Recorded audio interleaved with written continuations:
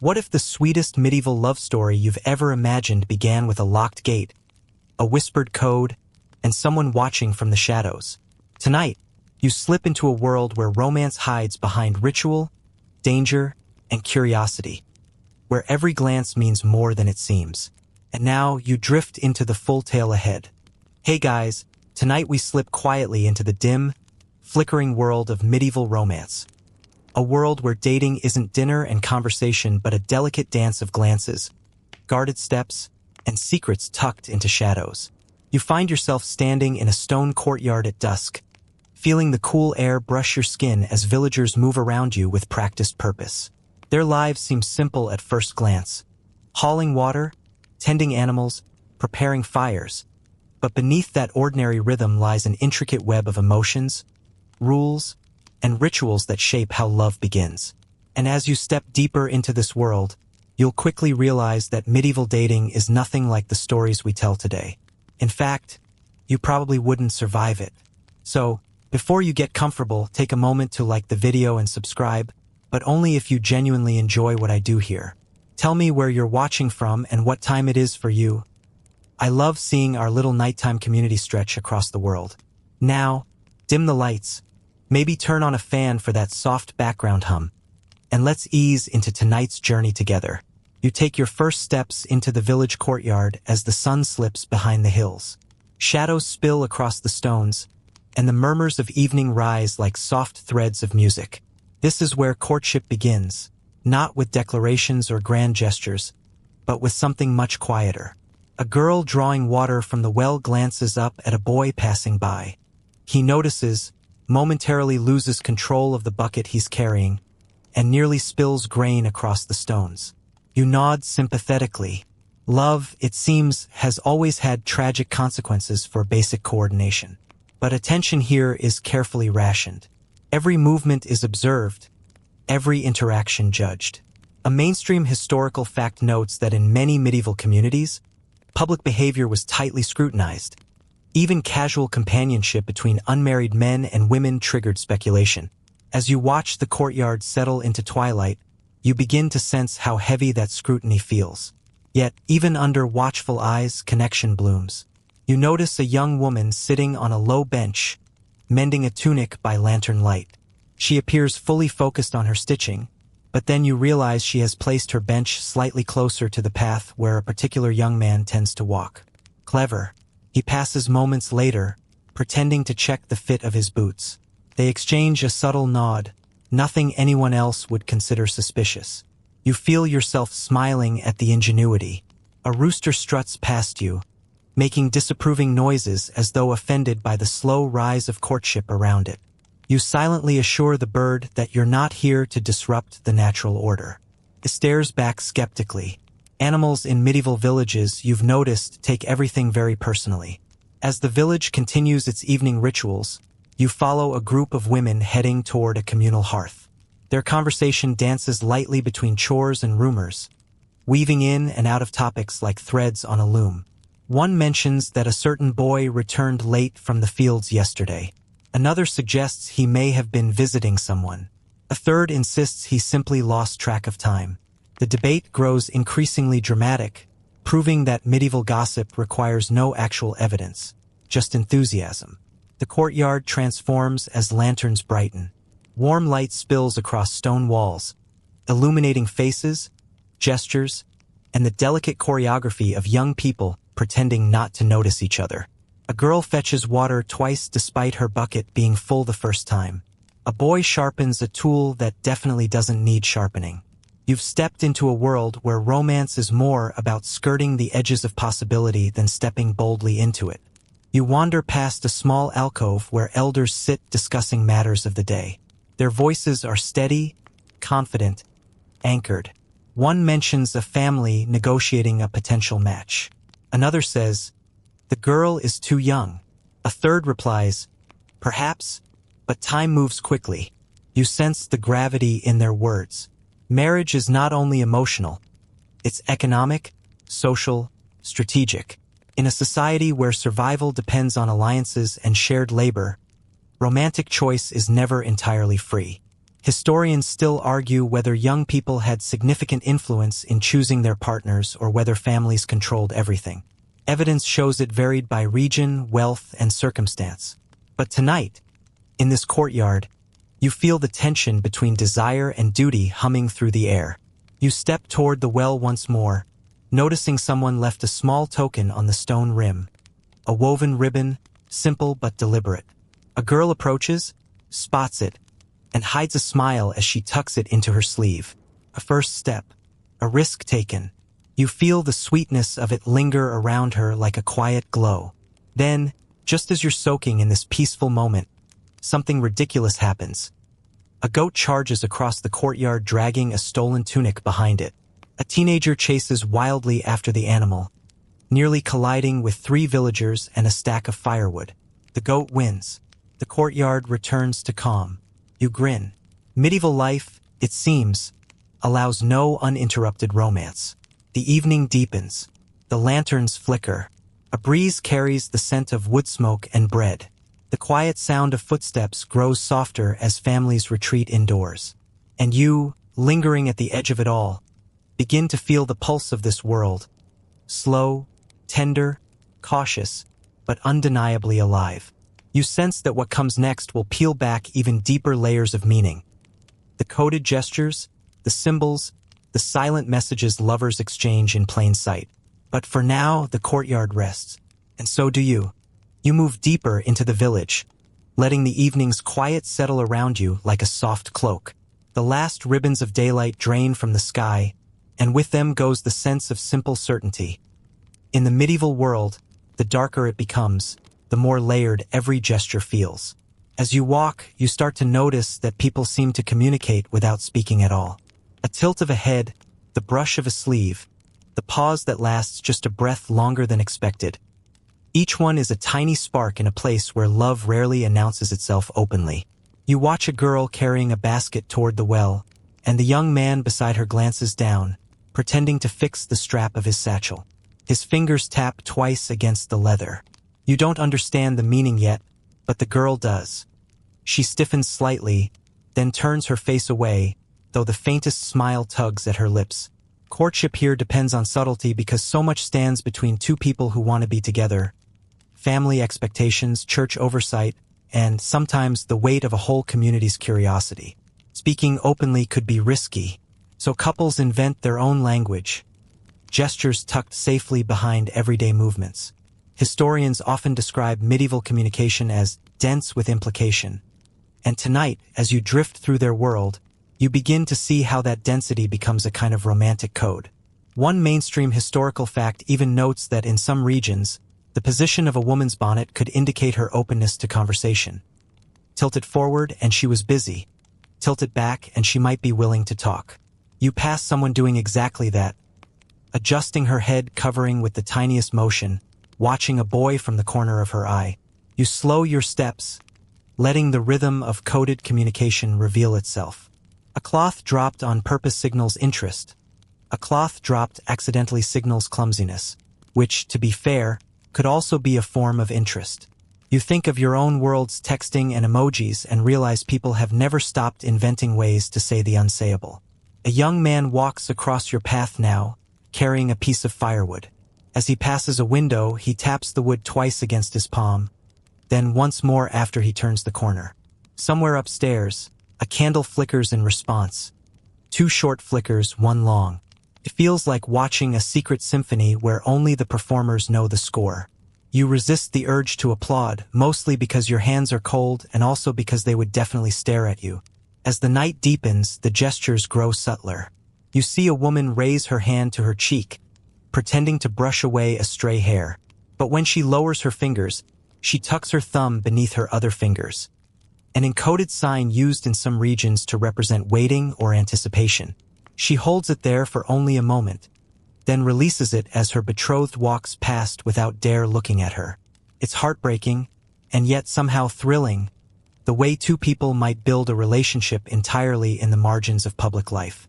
Historians still argue whether medieval lovers truly developed complex sign systems or whether communities added these interpretations later, a kind of romantic nostalgia projected onto everyday habits. But you can't deny the electricity in the air whenever these movements occur. Even if scholars disagree, the people here clearly believe in the power of signals. And sometimes belief is enough to shape reality. There's also playful mischief in these gestures. A boy who's been rejected by his crush makes a show of deliberately misreading another girl's signal, just to annoy the first one. When she sees him pretending to flirt, she crosses her arms, which in this village is definitely not a sign of attraction. It's more like a medieval unfollow. You catch yourself chuckling quietly, and immediately two chickens scurry away from you like gossipers carrying your laughter down the alley. One light joke seems to attract animals now, which you decide is an unexpected perk of nighttime medieval wandering.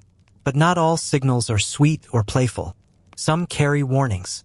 A girl lingering near her home places her hands on the windowsill and taps 3 times. Slow, deliberate, spaced apart. This signal cautions someone nearby her father is awake. You glance around until you spot a young man slipping back into the shadows of a shed. Maybe he's her sweetheart, or maybe he's someone who really shouldn't be there. Either way, your heartbeat quickens in sympathy. The stakes here are higher than anything you've experienced on a dating app. As you continue, you find yourself interpreting movements instinctively. A young woman brushes dust from her knee. She wants patience. A man adjusting the laces on his tunic. From what you've learned in the last 10 minutes, he is clearly panicking. And a girl tapping the edge of a wooden bucket means something like, "Come back later," although she also might actually just be tapping her bucket. You decide this ambiguity is part of the magic. Medieval signals thrive precisely because they exist in that gray area where meaning depends on courage, timing, and maybe a little hope. A quirky tidbit drifts into your awareness as you pass a small barn. In some northern villages, lovers supposedly used the movement of livestock as signals, nudging a sheep or coaxing a goat to wander near the home of the person they liked. You picture someone sending a goat jogging across a field to deliver their affection and nearly laugh out loud. A risky reaction for someone who once tried to flirt using only eye contact and accidentally alarmed everyone at a bus stop. The medieval approach suddenly feels refreshingly bold. You find yourself appreciating how these secret gestures give people agency in a world where decision-making is often taken from them. When a nod or a raised eyebrow becomes the only private territory you have, it becomes precious. You stop near the edge of a field where fireflies drift lazily, their glow weaving patterns through the grass. A couple stands nearby, their silhouettes barely distinguishable. They don't speak. Instead, the boy brushes his knuckles lightly across the back of his other hand. She mirrors the motion, says everything: permission, affection, agreement to meet again. You step back quietly, letting them have the moment. As you walk on, you realize you're starting to read the village like a text, dense, mysterious, and strangely tender. And when someone lifts a lantern and swings it once in your direction, you have no idea what it means. You hope it isn't an invitation to help with firewood. Or marriage. Hard to tell, really. Medieval signals remain an art you're only just beginning to decipher. But the night still has much more to show you. You leave behind the soft glow of lantern signals and step toward the heart of the village, where the quiet murmurs of daily life twist into something heavier. Something structured, deliberate, and shaped by more than just 2 beating hearts. Here, love isn't simply a feeling. It is a negotiation, a strategy, and sometimes even a battlefield. You sense it before you see it. The way people straighten their posture when walking past certain houses. The way conversations hush when a familiar elder appears. Romance may live in glances and signals, but its fate often rests in the hands of families who guard reputations like precious treasure. You approach a house with a low thatched roof and hear voices drifting from inside. Measured tones, not angry but firm, the kind that sound like decisions being carved rather than discussed. A young couple stands nearby, separated by a wide doorway they dare not cross. You watch the girl twist the corner of her apron while the boy shifts from foot to foot, knowing that whatever outcome emerges, it won't be theirs alone. In medieval society, families act as gatekeepers of love, sometimes protectors, sometimes obstacles, depending on how the winds of status, alliances, and land ownership blow. A mainstream historical fact reveals that in many regions, Marriage was far less about affection and more about securing property or forming alliances. Feelings mattered, yes, but only after the ledger balanced. You take a few quiet steps closer, careful not to intrude but unable to resist observing. Inside, the girl's parents negotiate with the boy's father. Words like dowry, heritage, and responsibility rise and fall like waves. It's not aggressive, just precise. In a world where a single bad harvest could shake a household's future, marriage becomes part of a survival strategy. That doesn't mean love is ignored. It simply means it has to wait its turn, queued behind fields, cattle, and family honor. You glance at the young couple again and catch a fleeting smile as their gazes meet. Even here, tenderness survives. Maybe it even grows stronger because of the obstacles around it. Still, the weight of all this seriousness makes you shift your shoulders, feeling the pressure vicariously. You joke to yourself that if modern dating required your parents to negotiate your salary and emotional maturity, the population would probably collapse overnight. The thought nearly makes you laugh, but a rooster stares at you judgmentally, as if warning you to keep your commentary internal. You nod respectfully. This rooster clearly means business. Moving along the village path, you encounter another house where a different kind of gatekeeping unfolds. A stern mother stands at a window, arms crossed, watching her daughter speak to a young man who looks as though he has rehearsed his lines for days. The daughter nods politely, but every few seconds she glances upward, checking her mother's expression like someone reading the weather. And the weather at the moment is decidedly stormy. The mother's gaze is sharp enough to carve wood. Yet, when the boy nervously offers a small woven charm, something he clearly made himself, the mother's sternness flickers. Not much, but enough. This, you realize, is another kind of negotiation. Emotional, subtle, performed entirely without words. Families protect their daughters fiercely. Their reputations hinge upon it. A quirky tidbit drifts to your mind. In some regions, mothers supposedly evaluated suitors by examining their shoes. Worn soles meant they worked hard. Pristine ones meant they were either lazy or suspiciously wealthy. You look at the nervous boy's shoes now, scuffed and patched. A good sign, you think. The mother seems to agree because her posture softens by about 1%, which in medieval mother language translates roughly to, maybe I'll consider not forbidding this outright. As dusk deepens into true night, you sense the negotiations shift from open-door discussions to quiet, private talks. Fathers sit at wooden tables, contemplating land exchange. Mothers whisper about potential matches, evaluating family histories like seasoned archivists. You drift from window to window, observing fragments. A mother pressing her palm to her forehead as she listens. A father running his thumb across the rim of a cup as he weighs two options. A grandmother nodding sagely, as if she's seen these patterns play out hundreds of times. And she probably has. One small boy sits outside his home, playing in the dust with a stick. He draws two circles close together, then draws a long line connecting them. You crouch beside him and ask what it means. It's the path they'll take, he whispers. If our families agree. You smile gently, struck by how deeply intertwined romance and community really are here. Even children sense when something shifts, when a home grows tense with the possibility of change. You keep walking, letting the village's emotional architecture reveal itself piece by piece. For every couple hoping to unite, there are parents worrying about losing labor in the household, or gaining it or mixing lineages wisely.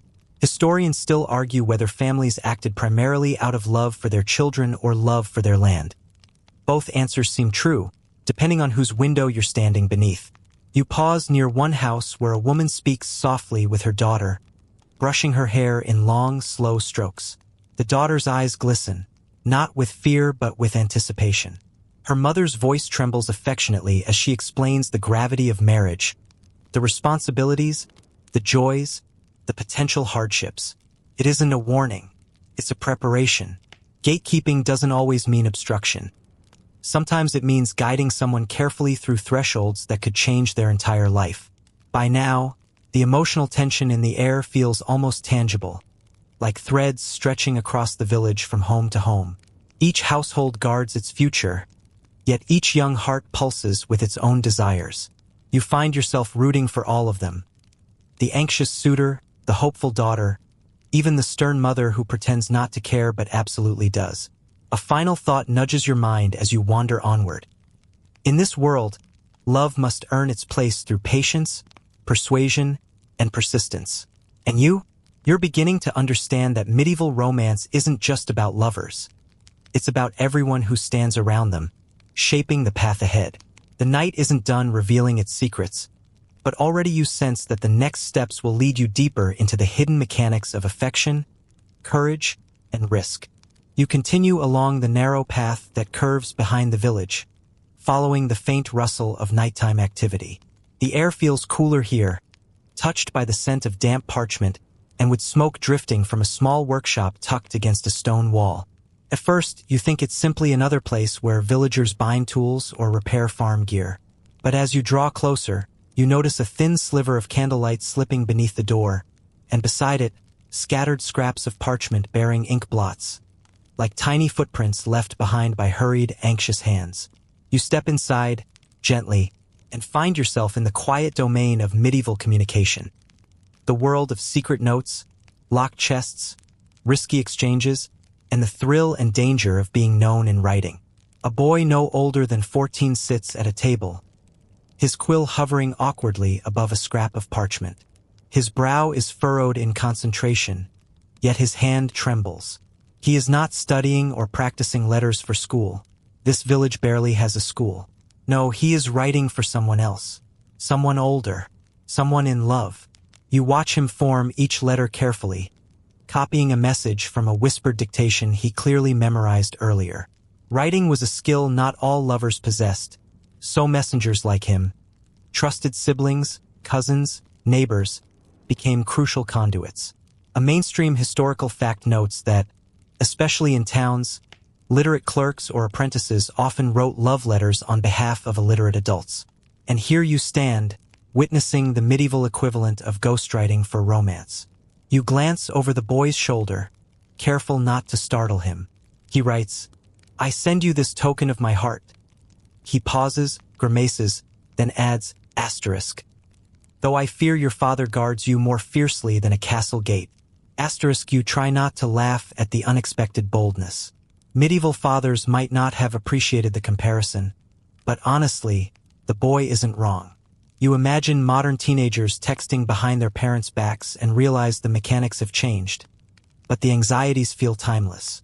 The boy seals the note with a blob of wax, presses the ring of his employer, a young suitor, into it, and then stashes the parchment carefully into a small wooden chest. This chest draws your eye immediately. It is no ordinary storage box. Tiny grooves carved into the lid hint at hidden compartments, and the lock is more intricate than anything else in the workshop. Lovers often hid letters in such chests, sometimes disguised as household containers to evade suspicion.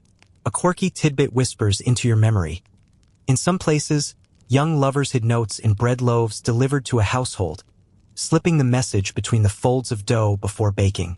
You cannot help imagining someone biting into their morning bread and accidentally discovering a confession of affection, and possibly breaking a tooth on a wax seal. Outside, footsteps crunch over gravel. The boy snaps his head up, panicked. You instinctively step aside as a young woman enters through the back door, her cloak hooded low. Her breathing is quick, as though she's been walking faster than she meant to. "Is it ready?" she whispers. The boy nods and reaches into the chest. She hesitates, scanning the workshop anxiously. You recognize the mixture of excitement and fear, romantic courage pooled with the tension of being caught. When the boy gives her the sealed note, she tucks it into her sleeve with practiced precision, then hands him a small loaf of bread as payment. As she turns to leave, she pauses, glancing toward you for just a fraction of a second, as if she senses your presence, then disappears into the night. You follow her from a respectful distance, curious about where the letter will travel next. The moon hangs low, half-shrouded behind clouds, offering perfect cover. The woman walks toward a storage barn at the village edge. She slips inside, and moments later, you hear the soft scratching of hay, the quiet shuffle of someone rising from the shadows. A young man emerges, a shy smile on his face, wiping straw from his hair. She hands him the note, and for a moment, they simply stand together, sharing breath, sharing risk. You remain outside, knowing that whatever words lie inside the letter belong to them alone. But not every exchange goes smoothly. As you step away from the barn, you find yourself confronted with a pair of siblings bickering fiercely over something hidden behind their backs. You lean in just far enough to catch what's happening. The older sibling intercepted a letter meant for the younger one, hoping to blackmail her into doing chores. You suppress a laugh. It seems extortion has existed as long as siblings have. When the younger girl finally snatches her note back, she stomps away, muttering curses that probably qualify as medieval PG-13. You continue walking until you reach a well at the center of the village. This spot, you sense, is a popular drop-off point. You notice faint markings on the stones, scratches forming symbols. Some villagers, unable to rely on written messages, left coded signs here to indicate that a letter was waiting in a hidden place. A line curved downward meant, "Come alone." A triangle meant, "Danger." And a small cross etched in the stone meant, "The message is gone." Historians still argue whether these symbols were widespread systems or simply regional quirks passed down through families. The debate hardly matters to you right now. What matters is watching a young man kneel beside the well and lift a small satchel stuffed into the shadows beneath the stone rim. He pulls out a note, scans it quickly, and closes his eyes with relief. Love letters carry enormous emotional weight, but also tremendous risk. Written evidence can be dangerous. If intercepted, a note might lead to punishment, forced separation, or public humiliation. You reach a quiet home where a window stands cracked open, and through it, you glimpse a girl burning a letter over a candle flame, her eyes bright but resolute. She watches the parchment curl and blacken, turning secrets into smoke. The ashes float upward like tiny spirits escaping a binding spell. It feels strangely magical and heartbreakingly final. Then, just as you begin to sink into the heaviness of these moments, something unexpectedly funny happens. A chicken, of all creatures, runs past you with a scrap of parchment stuck to its leg.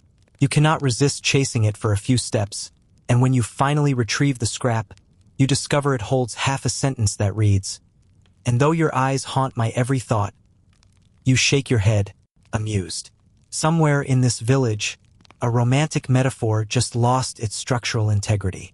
The chicken squawks indignantly, as if reminding you that literary chaos is none of its concern. The night feels deeper now, the world quieter, more intimate. You realize that in this society, letters aren't just communication. They are acts of bravery. Every word exchanged is a risk willingly taken. And as you leave behind the workshop, the couriers, the symbols, and the smoldering ashes, you sense that medieval romance is far more active, dangerous, and imaginative than anyone gives it credit for. You step forward, ready to see what other secrets this village keeps locked away. You wander toward the edge of the village where the air hums with a different kind of energy. Lighter, looser, threaded with anticipation that feels almost festive. The quiet of private letters and whispered negotiations gives way to something louder, brighter, and far more chaotic. Tonight happens to be festival night, and in the medieval world, festivals aren't just excuses to eat too much and dance until your feet hurt. They are prime opportunities for forbidden flirtation. Rules bend, watchful parents grow distracted, and everyone pretends, just for a few hours, that love is allowed to move freely. Torches flicker along the main road, painting everything in rippling gold. Music tumbles through the air in uneven waves.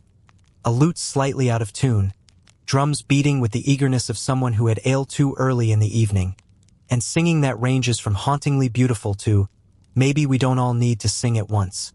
You're swept along by the tide of bodies moving toward the village green, where stalls line the perimeter and a giant bonfire crackles at the center, sparks spinning upward like fireflies learning choreography. You pause just before stepping into the thick of the crowd because something is undeniably different here. The usual social tension has loosened. People laugh louder, faces seem bolder, and the glances exchanged between villagers carry far more heat than before. heat that would normally be smothered under parental supervision or community scrutiny. A mainstream historical fact notes that medieval festivals often served as sanctioned spaces for courtship, especially May Day, harvest feasts, and winter celebrations. These gatherings allowed people to mingle outside their normal social boundaries, making them crucial moments for romantic possibility. A girl in a bright red shawl rushes past you, nearly knocking into your shoulder. She giggles an apology, then spins back toward a boy she's clearly chasing. He pretends to run, but his grin gives him away. You watch them weave through the crowd, darting behind stalls as if they're both trying and failing to escape attention. Their game resembles the beginnings of romance in a world where touching hands might mean everything and yet feel wildly reckless. You continue into the clearing where dancers form a circle. They clasp hands, stepping in time to the music. The steps aren't complicated, but they create opportunities for brief contact. Fingers brushing, arms grazing, eyes locking for just long enough to send a jolt of possibility down a spine. And there you see it. A boy who has clearly been waiting all evening to be paired with a certain girl. When the dance shifts partners, he lights up as if someone set off fireworks inside his chest. She meets his eyes only for a heartbeat, but it's enough. You swear the bonfire crackles louder, like it approves. But festivals carry mischief too. You notice two girls tying small ribbons to tree branches at the edge of the green. They laugh as they flutter in the wind. Curious, you step closer and discover that each ribbon contains a simple symbol or rhyme. One reads, asterisk, if you find this, seek me at the river bend. Asterisk another says, asterisk, a smile at sundown is meant for you. Asterisk these tiny prompts float through the festival like invitations from anonymous admirers. In some regions, such coded gestures became annual traditions. Quirky, harmless ways to spark curiosity or nudge shy villagers into meeting new people. You reach out to touch a ribbon when a mischievous child darts past you and snatches it away, yelling, "It belongs to the goats now," before fleeing toward the animal pens. You can't help laughing. Even goats, apparently, get dragged into medieval romance whether they want to or not. As you stroll deeper into the celebration, you spot a group of chaperones, mostly mothers, clustered beneath a canopy. Their eyes sweep the crowd with the intensity of falcons.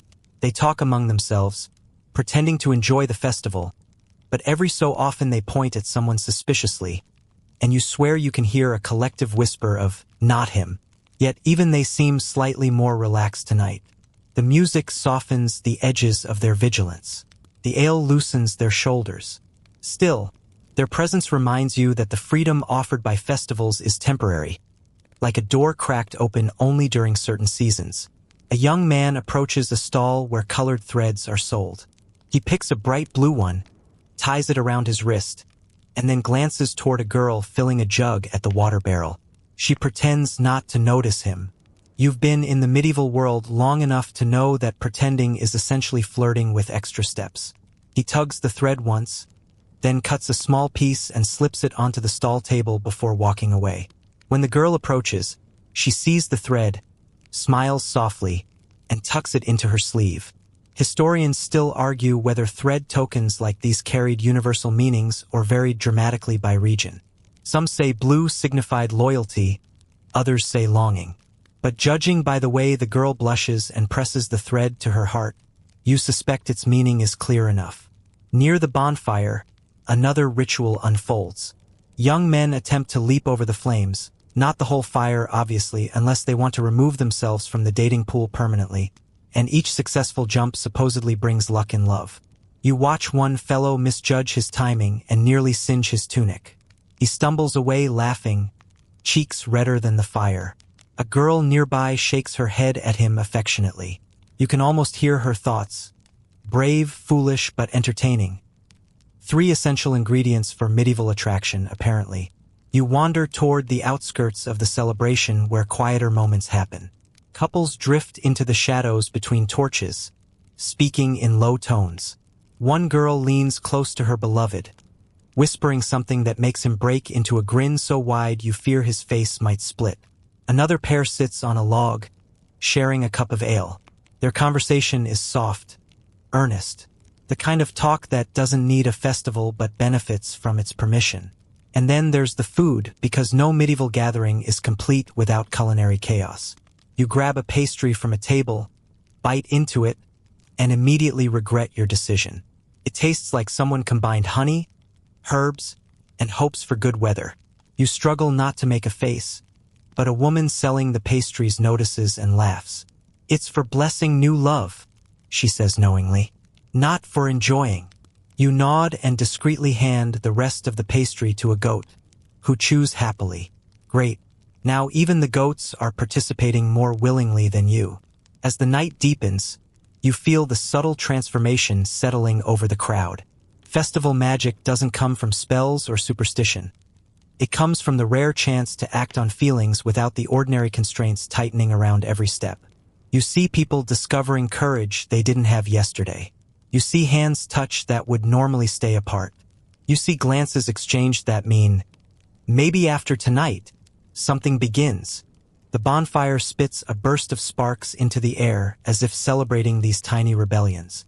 And you, watching all of it, the dances, the games, the coded tokens, the risky leaps, the soft confessions, realize that festivals are more than distractions. They are brief sanctuaries where medieval hearts can breathe. You turn away from the firelight, ready to follow love back into the quieter corners of the night, where joy fades into deeper tensions, and where every brave act carries consequences still waiting to unfold. You leave the fading warmth of the festival behind, stepping into the cooler, more sobering stillness of the village lanes. The distant music softens to a faint hum, like a memory stubbornly clinging to the air. But as you walk deeper into the quiet, you sense the familiar tension settling back into place. The invisible net of supervision tightening around every interaction, every opportunity, every hopeful glance. Festivals may loosen the reins of romance, but the ordinary medieval night pulls them taut again. And tonight, you begin to see just how omnipresent those reins really are. Chaperones aren't just parents. They're siblings, cousins, neighbors, and occasionally strangers who simply enjoy monitoring other people's business.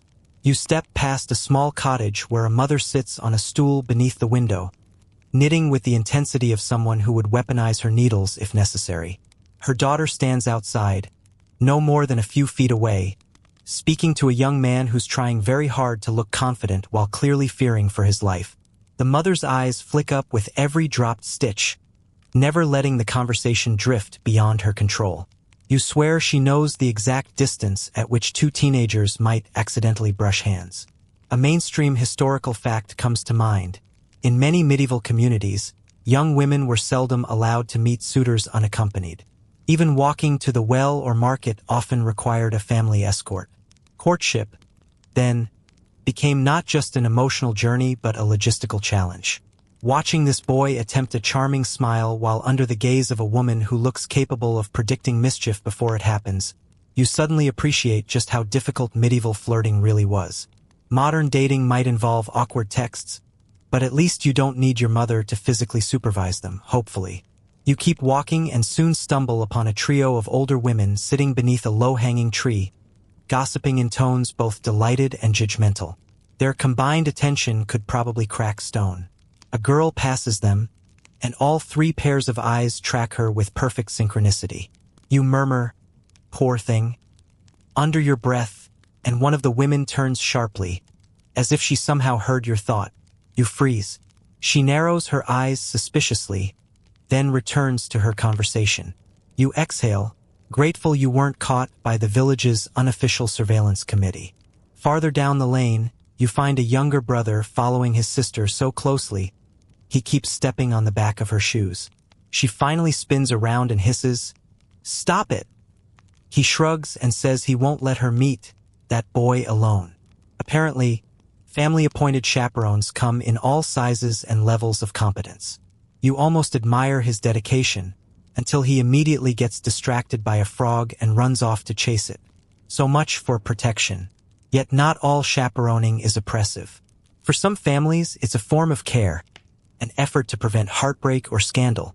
You pass a couple walking just a little too close for comfort, their fingers nearly touching. A grandmother trails behind them at a polite distance, humming softly to herself. She pretends to be admiring the night sky, but every few seconds she glances down at their hands. When their fingertips finally brush, she clears her throat loudly enough to startle a bird from a nearby roof. The young lovers jump apart. The grandmother nods, satisfied, then resumes her humming. You can't help smiling. Her supervision feels more amused than authoritarian, like someone enforcing the rules while secretly cheering for romance to blossom within them. Still, there are moments when surveillance creates absurdity. Near the village square, a young woman stands talking to a suitor while her father hides, poorly, behind a stack of barrels. He leans so far to the side trying to eavesdrop that he nearly topples over. You watch him wobble like a medieval tower with foundation issues. Eventually, he loses his balance entirely and crashes to the ground. The suitor leaps back in fear, and the girl groans, covering her face. You bite your lip to keep from laughing, but the father seems unharmed, just embarrassed. He stands, dusts himself off, and pretends he meant to inspect the barrels all along. His daughter mutters something under her breath that sounds suspiciously like, "You're impossible." The suitor nods sympathetically. Chaperoning extends into indoor life as well. Through an open window, you glimpse a dining room where a girl sits at the table with her potential future match. Every time they attempt to speak to each other, someone interrupts to refill cups, straighten candles, or make pointed comments like, "So, how's your ability to provide for a family?" You can practically see the romantic tension leaking out of the room like steam from a cracked kettle. If love is a spark, conversations like this are buckets of cold water poured rhythmically on top of it. A quirky tidbit floats into your thoughts as you wander onward. In some parts of Europe, couples meeting under supervision would pass each other food during shared meals, using tiny motions to express their feelings. Passing bread with both hands meant sincerity. Passing it quickly meant embarrassment. Dropping it meant panic, which, judging by the boy in this dining room who just fumbled his cup, seems hilariously accurate. But the surveillance isn't all about control. Sometimes it reflects the communal nature of medieval life. Hallways echo with footsteps not because people are snooping but because privacy simply doesn't exist. Doors stay open for airflow. Shared spaces force relationships into public view. You pass a home where a couple sits outside knitting side by side, under the watchful supervision of an entire extended family seated nearby. Their private moment unfolds in a circle of 12 people who pretend to be busy but clearly aren't. One aunt keeps whispering commentary to another, who nods solemnly and takes mental notes for future gossip distribution. Historians still argue whether these restrictive courtship environments protected young women or limited their autonomy. They debate whether families acted from genuine concern or social pressure. But as you stand in this village, witnessing the constant dance of watching and being watched, you realize the truth lies somewhere in the middle, shaped by culture, economics, fear, and love mingled together. You reach the outskirts of the village where the houses thin out, and you find a moment of quiet. A pair of young lovers stand beneath an archway, speaking softly, thinking they are finally alone. Then, somewhere behind you, a door creaks open. A head pokes out. Candle lifts. A voice calls, "Is that you, dear?" The lovers jump apart instinctively, even though the voice wasn't speaking to them. That reaction tells you everything about the world you're exploring. You exhale into the cool air, fully aware that in medieval times, romance is not simply two hearts drawing close. It is two hearts navigating a labyrinth of eyes, rules, and expectations. Yet somehow, impossibly, love survives. Maybe it survives because of the obstacles. Maybe the difficulties sharpen affection into something braver. Or maybe people just really like sneaking around, human nature being what it is. Either way, as you step away from the village lights, you sense that love here is about to grow more elaborate, more stylized, and far more unreal. Because on the horizon, the strange poetry of courtly love is waiting for you.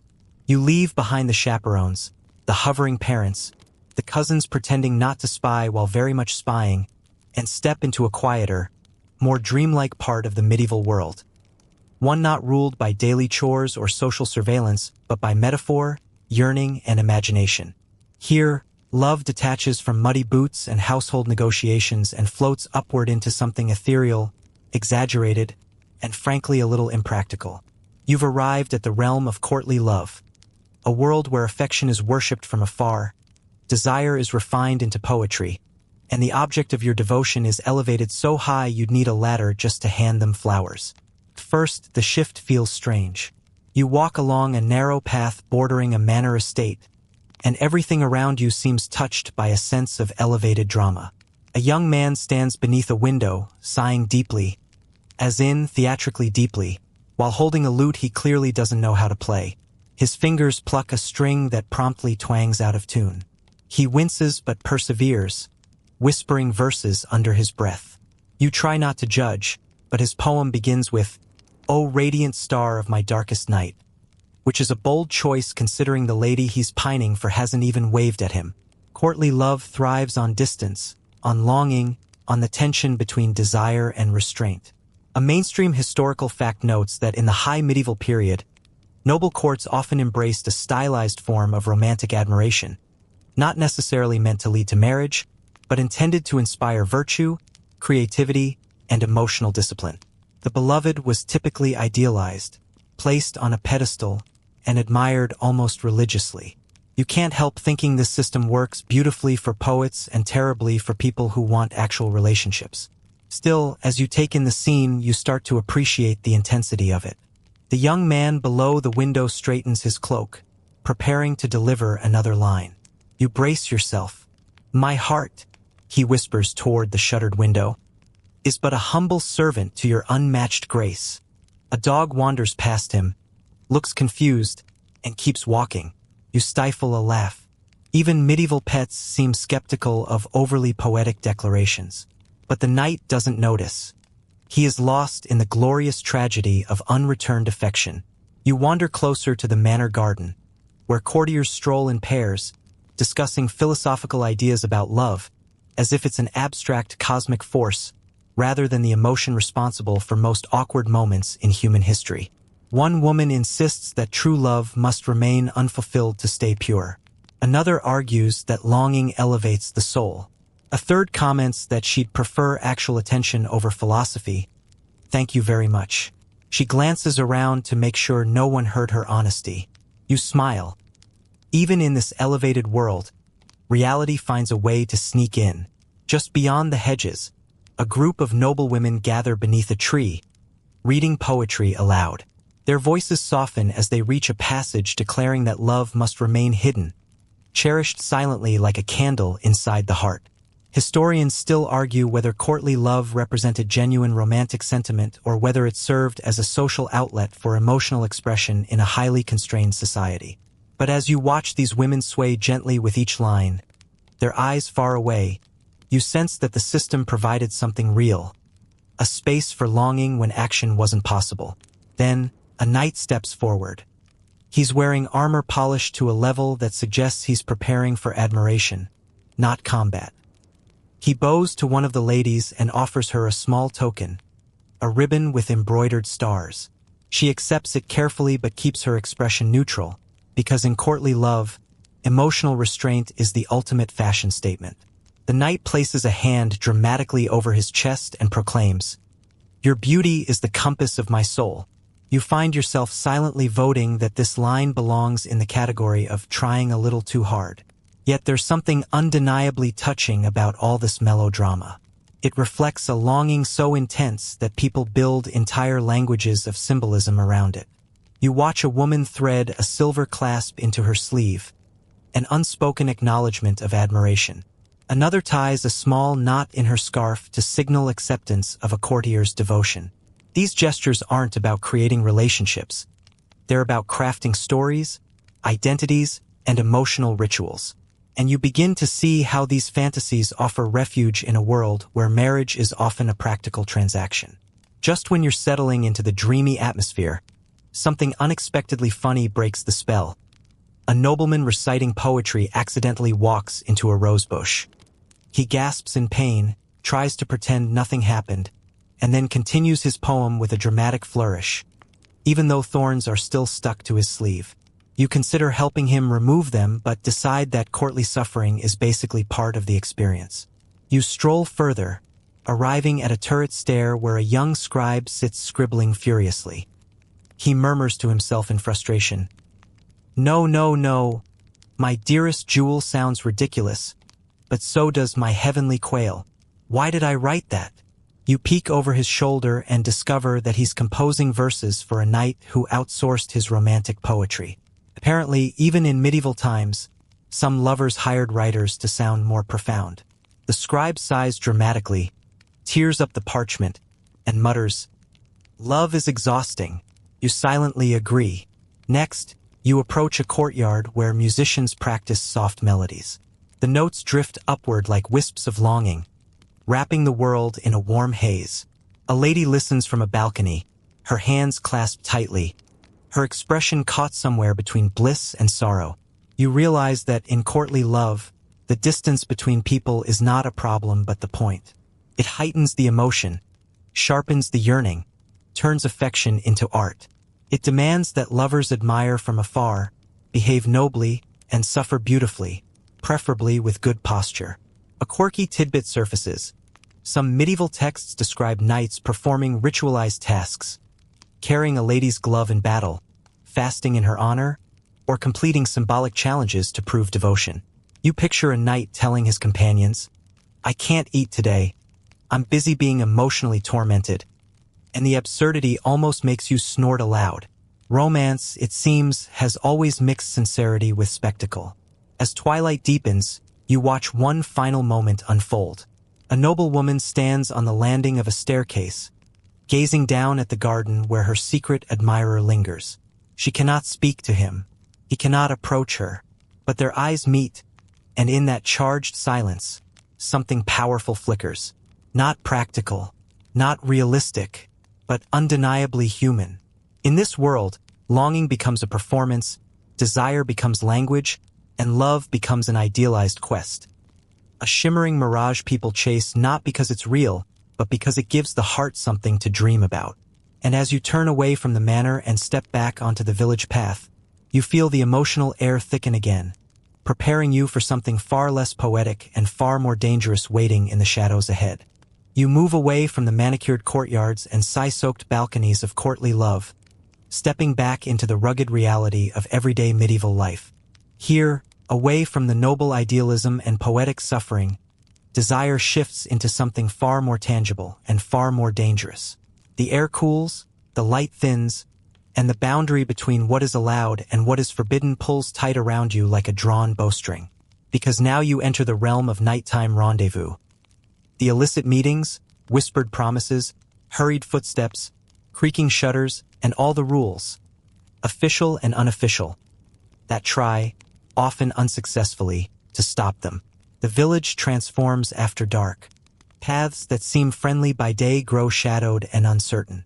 Doors stay shut, windows shuttered, and hearth fires burn low.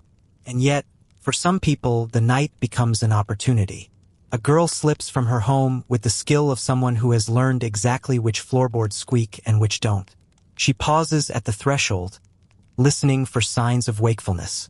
Satisfied that her family sleeps, she lifts her cloak and hurries toward the edge of the fields.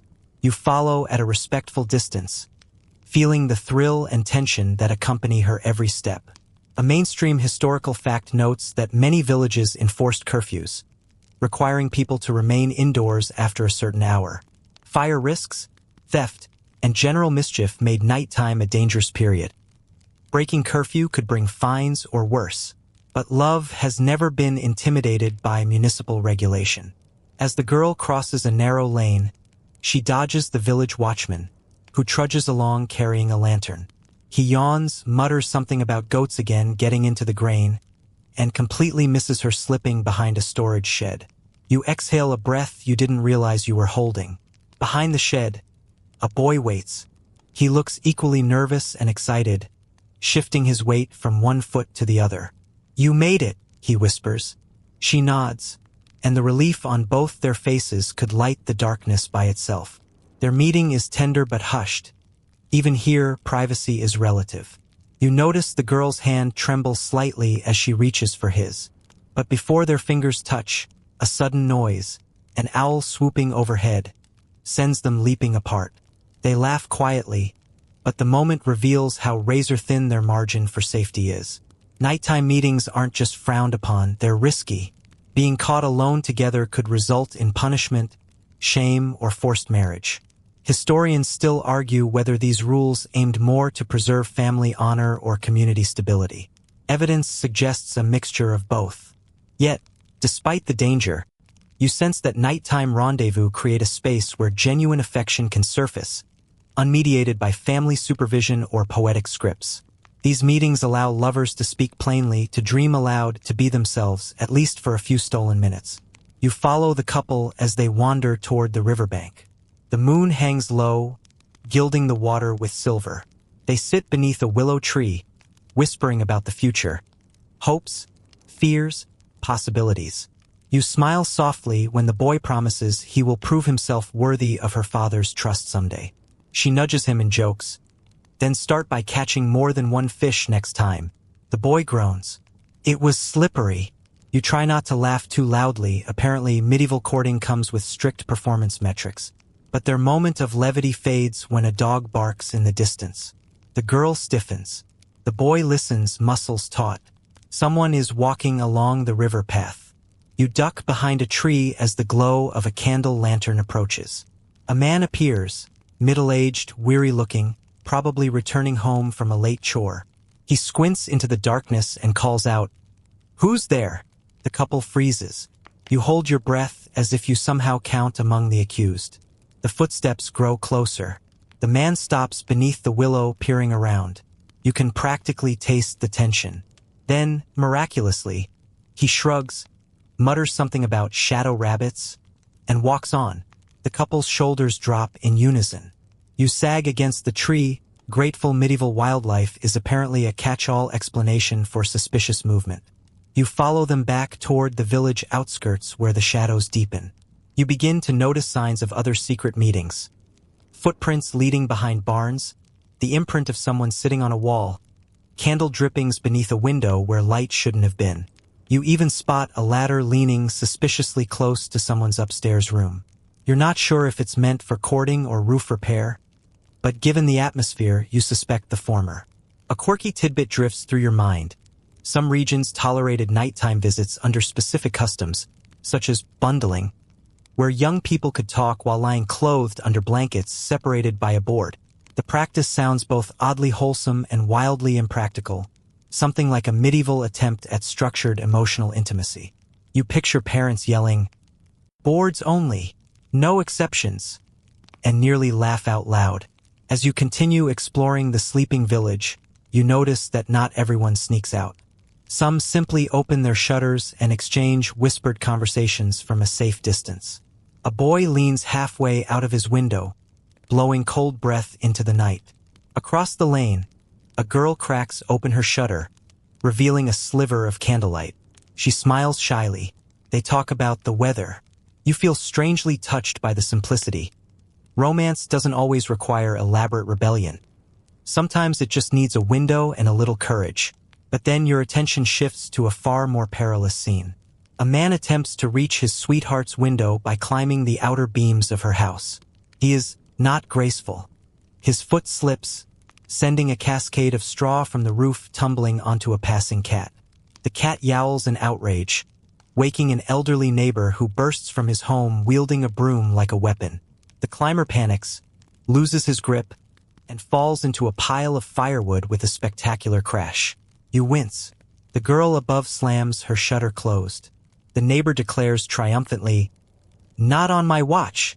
You decide this counts as your light joke for the evening, although the man might disagree when he limps home.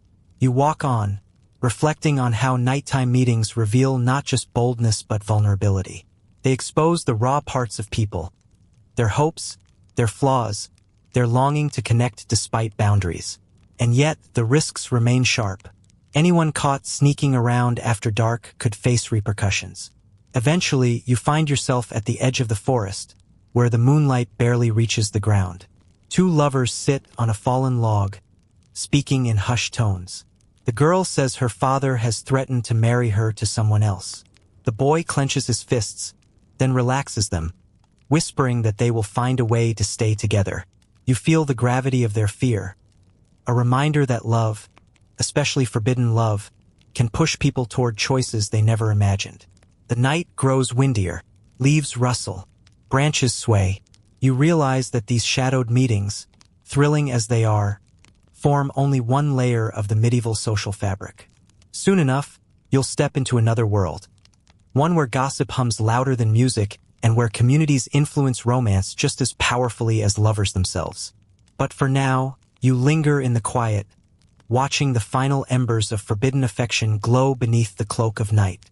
You return to the village just as the first hints of dawn soften the sky, turning the rooftops blue and the fields silver.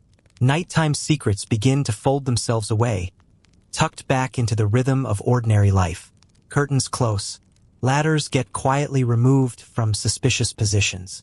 Footprints in the dirt lose their meaning as the world brightens. But even as the village wakes, another force begins to stir. One far more persistent than curfews, more invasive than chaperones, and arguably more influential than love itself. Gossip. If last night belonged to shadowed rendezvous and whispered promises, morning belongs to the community. Its opinions, assumptions, and relentless interest in everyone's business. You walk down a lane where the first villagers gather, stretching, kneading dough, sweeping thresholds. Their conversations begin softly, like sparrows warming up. Then, slowly but surely, you hear the familiar hum. Asterisk, did you see? Asterisk, someone said. I heard from my cousin's neighbor. And just like that, the gossip network comes to life. Market day amplifies it. By the time you reach the cluster of stalls at the village center, the air vibrates with speculation.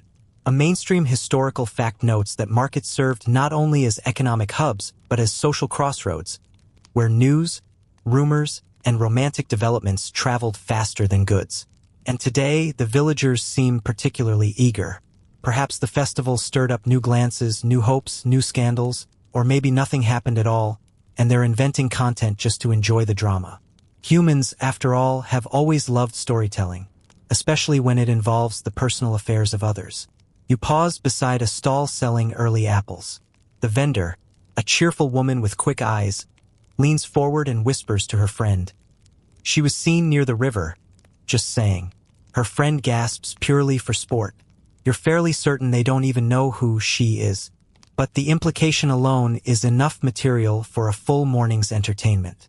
A few steps farther, two young apprentices argue about whether a certain boy returned home with hay in his hair. One insists it's proof he snuck out.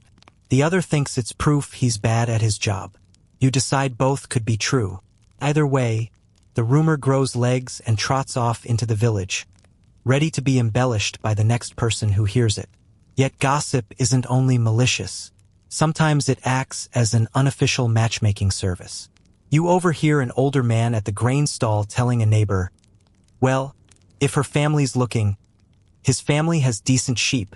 The neighbor nods gravely, as if sheep quality is the cornerstone of human romance, which, in medieval villages, it sometimes is. This harmless negotiation may very well plant the seed of a future marriage, all because two men happen to chat while waiting for grain to be weighed. You continue observing as gossip spreads in fascinating patterns. A girl hurries past with a basket of laundry, cheeks flushed. Behind her, two boys nudge each other knowingly, because in medieval logic, carrying laundry while blushing means absolutely everything, or nothing. Gossip doesn't care which. It operates in the joyful space between fact and fiction. At the butcher's stall, a mother loudly denies that her daughter went anywhere suspicious last night. She slept soundly, she insists. The butcher raises an eyebrow. Of course. He replies in the tone of someone who has already burned that statement into communal lore. You sympathize with the mother. Medieval reputations are fragile things, easily bent by morning conversation like wet reeds in the wind. But sometimes gossip becomes a protective tool. You spot a grandmother whispering to her granddaughter, "Watch out for him. He talks big but farms little." The girl listens, eyes narrowing. You nod. Even today, that advice still holds universal truth. Then, just as you're admiring gossip's impressive omnipresence, something unexpectedly comedic happens. A goat escapes its pen and trots straight into the fish stall, dragging with it a bundle of ribbons tied to its horns. Villagers shriek. The fishmonger nearly drops an eel on someone's foot. And through the chaos, a child yells, "The goat knows who she likes." Everyone stops. Silence. Then laughter bursts from the crowd.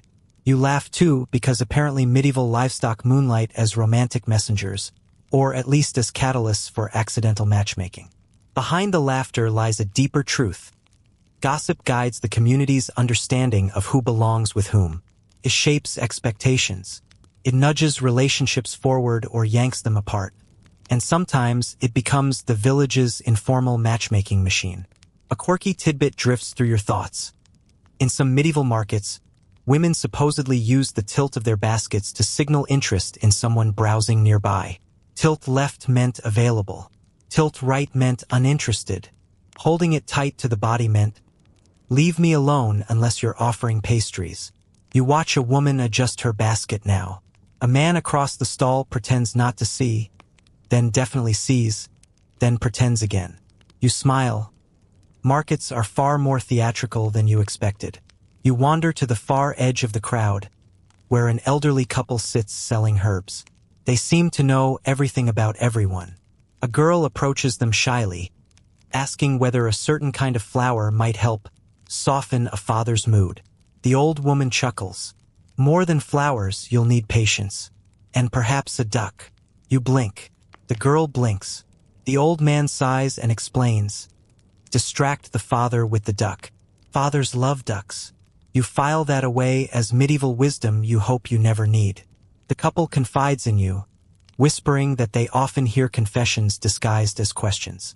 Young people seeking advice, parents seeking reassurance, lovers seeking loopholes. And through these interactions, they subtly steer relationships, encouraging one match, discouraging another, all with gentle nudges and tiny predictions. They aren't just herb sellers. They're matchmakers draped in aromatics. Historians still argue whether medieval matchmaking relied more on formal agreements or informal community pressure. But as you wander the bustling market, it becomes clear that community sentiment holds extraordinary sway. One rumor can collapse a courtship. One endorsement can accelerate it. One mischievous goat can unite half the village in delighted speculation. By late morning, the market begins to thin. People carry their goods home, their conversations trailing behind them like little ribbons of possibility. The gossip network quiets but does not sleep. It simply settles in, storing new stories for evening retellings. You walk away from the market with a fuller understanding of how medieval love doesn't happen in isolation. It isn't a two-person story. It's a community project shaped by a chorus of voices. Supportive, skeptical, intrusive, helpful, meddling, and sometimes hilariously misinformed. And as you head down the lane, the path ahead glimmers with another truth. Medieval romance wasn't only expressed through whispers or glances. Sometimes it appeared in the clothes people wore, subtle symbols woven into color, fabric, and form. And that world, bright and coded, is where your feet are carrying you next. You leave behind the chatter of the marketplace, stepping into the mellow sunlight that settles over the village like a warm wool cloak. After a morning full of gossip and whispered matchmaking, your eyes begin to notice something you had overlooked before. Something subtle, woven into the very fabric of daily life. Clothing, not just garments for warmth or modesty, but signals, messages, tiny declarations stitched into sleeves and hems. In medieval times, attraction often spoke not through words or letters, but through color, cut, texture, and embellishments. Quiet cues that only those who paid attention could decipher. At first, it all seems ordinary. Villagers heading to their chores, skirts swaying, tunics flapping, aprons fluttering in the breeze. But then you notice a young woman wearing a bright green ribbon tied neatly along her braid. Not just any green. A vivid, lively shade that stands out against her earth-toned dress. A boy working nearby catches sight of it and immediately reddens. You tilt your head thoughtfully. Was it the ribbon? The color? You notice how the girl's mother watches this reaction, her expression tight, as if she knows exactly what the ribbon means and is already calculating how much trouble it might cause. A mainstream historical fact drifts into your mind. In many regions of medieval Europe, green symbolized budding romance or the stirring of desire. Songs and poems from the period often link the color to youthful energy and love's awakening. Of course, green could also simply mean this was the only dye available, but villagers didn't hesitate to assign deeper meaning when it suited them. You watch the girl disappear around a corner, her green ribbon flashing like a spark in a tinderbox. You walk further and find a woman hanging laundry in front of her home. A bright blue tunic flaps on the line, rich in hue, clearly more luxurious than the simpler garments beside it. Blue indicated loyalty or sincerity in some traditions, but it also suggested wealth or higher status, since blue dye could be expensive. As she adjusts the tunic, a man walking past slows subtly, glancing from the garment to the woman and back to the garment again, as if calculating whether the signal is intentional or simply the result of laundry day. You almost want to tap him on the shoulder and say, "Go ask her, you coward." But medieval social etiquette prevents you from intervening. And also, he looks like someone who could wrestle a boar. Color isn't the only communicator. Patterns and accessories send messages too. You pause near a bench where a young seamstress sits embroidering a sleeve. Her stitches are precise, forming a delicate pattern of intertwined vines. A quirky tidbit from historical miscellany surfaces. In some towns, vines could symbolize hope, continuity, and emotional connection. The girl bites her lip as she works, clearly putting more feeling into each stitch than she'll ever admit aloud. Then a boy passes by, pretending to stretch just so he can get a better view of her progress. Her cheeks glow. She drops her needle. He pretends not to notice, then absolutely notices. Love, apparently, is not subtle even when it tries to be subtle. You move along the path and come upon a curious scene. Two girls comparing belts. One wears a soft leather belt dyed a warm reddish-brown, tied loosely. The other wears one cinched tightly with a decorative buckle. They whisper vigorously, gesturing toward a group of boys across the lane. You listen discreetly and gather that belt positioning indicates how open or closed someone is to romantic attention. When the girl with the loose belt loosens it another notch, the other squeals and swats her arm. You realize clothing not only signals attraction, it creates conversations, debates, strategies, and occasionally friendship-threatening arguments. By midday, the sun hangs high, and the village feels more alive. People walk more quickly, their garments shifting in the breeze, revealing hints of intention beneath everyday practicality. A mother fusses with her daughter's apron strings, tightening them sternly. You catch the daughter rolling her eyes in frustration. You suspect her mother is attempting to prevent boys from seeing certain carefully arranged ribbons along the girl's waist. Ribbons that, according to whispered tradition, indicate invitation or interest. You feel for the daughter. Her apron is now tied so tightly she probably can't breathe. Then you witness something funny enough to break the tension. A man tries to impress a woman by wearing an overly elaborate hat, wide-brimmed, feathered, and ridiculously tall. He struts through the market as though presenting a masterpiece of fashion. The wind, however, has other plans. One strong gust sends the hat flying into a cabbage cart. The man scrambles after it, slipping, nearly knocking over a pig, and landing face first in a sack of flour.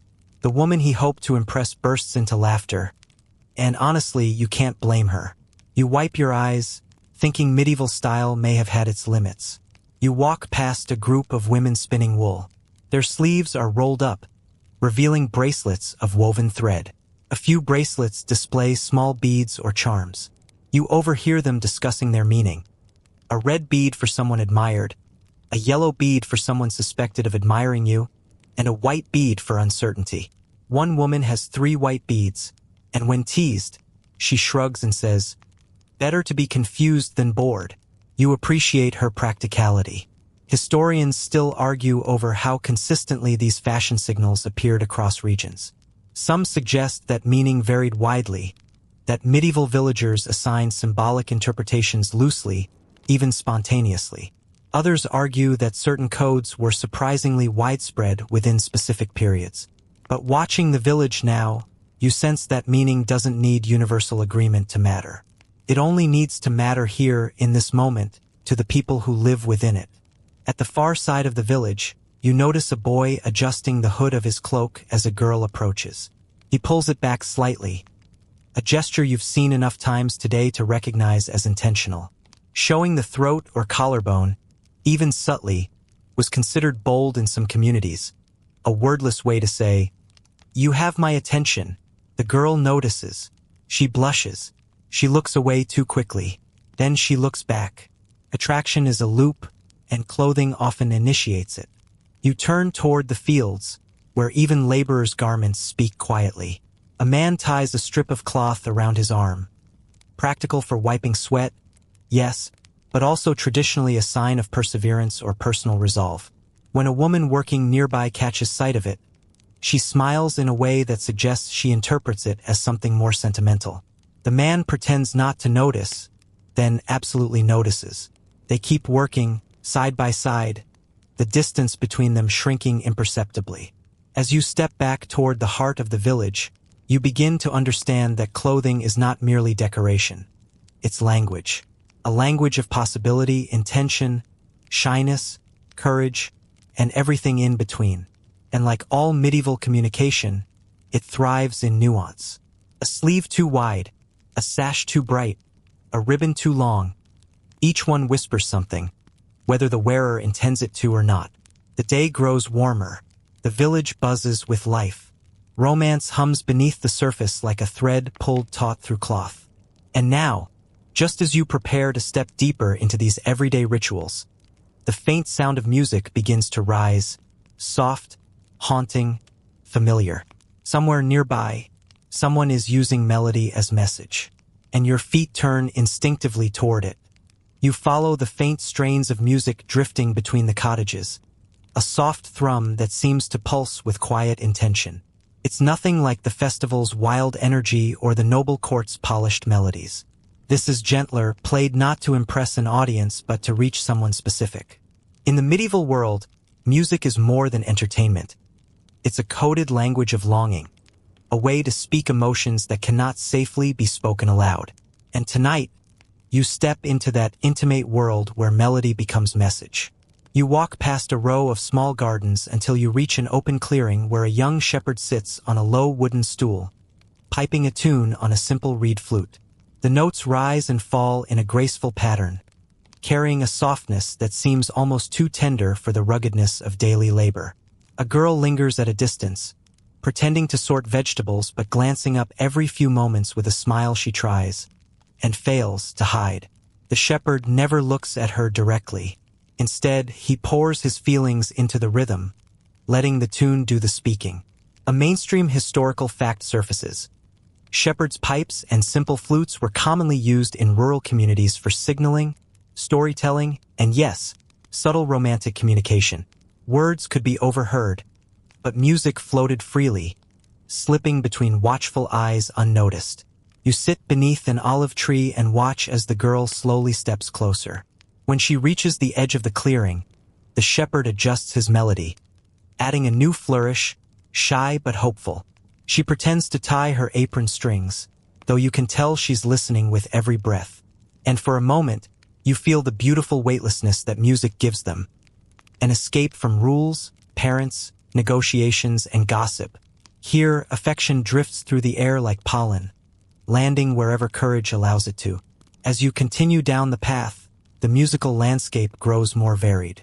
A boy pounds a hand drum in rhythmic patterns. At first, you think he's simply practicing. Then you notice a girl watching from her window, tapping her fingers in sync with his beat. This pattern, 3 beats, pause, 2 beats, pause, appears to be a personal code, like an auditory handshake shared only between them. You grin. Medieval texting rhythm is surprisingly catchy. Another melody floats toward you, this time from inside a barn. You peek through the slats and see a young woman plucking a lute. She isn't very skilled. Her fingers stumble, the strings squeak, and she grimaces after every missed note. But her intention is radiant. A boy sits nearby, listening so intently that you half expect him to levitate. She plays a short phrase, then looks up anxiously. "Was that passable?" she whispers. He nods fervently, too fervently, and bumps his head on a low beam. You stifle a laugh. It seems medieval romance involves not only poetic suffering but frequent concussions. Yet music isn't always gentle. Sometimes it becomes a bold declaration. You turn a corner and find a young troubadour performing for a small crowd. His song is loud, confident, and just subtle enough to avoid getting him in trouble. You listen closely. He sings of a hidden flower blooming in a guarded garden. A metaphor so transparent that everyone in the audience turns to stare at one particular girl. She flushes scarlet. Her father narrows his eyes. The troubadour grins triumphantly. You wince for someone who sings beautifully. He clearly does not value self-preservation. In medieval courts, troubadours often sang elaborate poems extolling noble women from a careful emotional distance.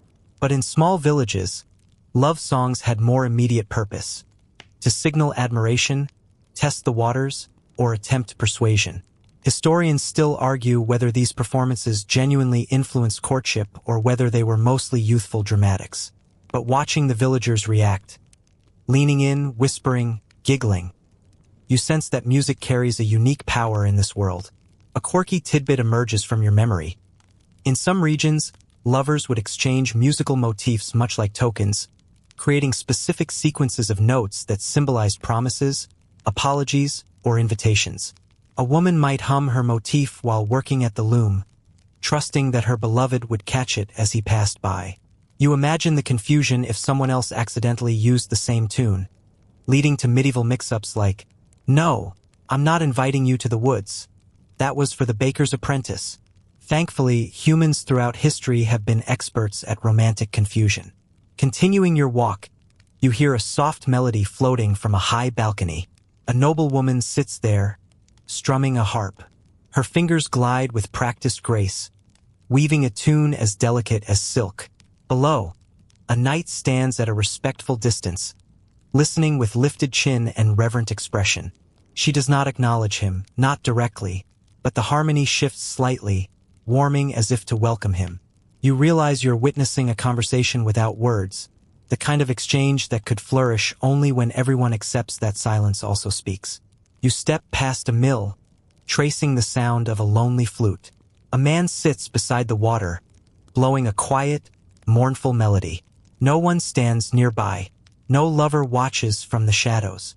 He plays for himself, his music curling around the river like smoke. Perhaps his devotion is unreturned.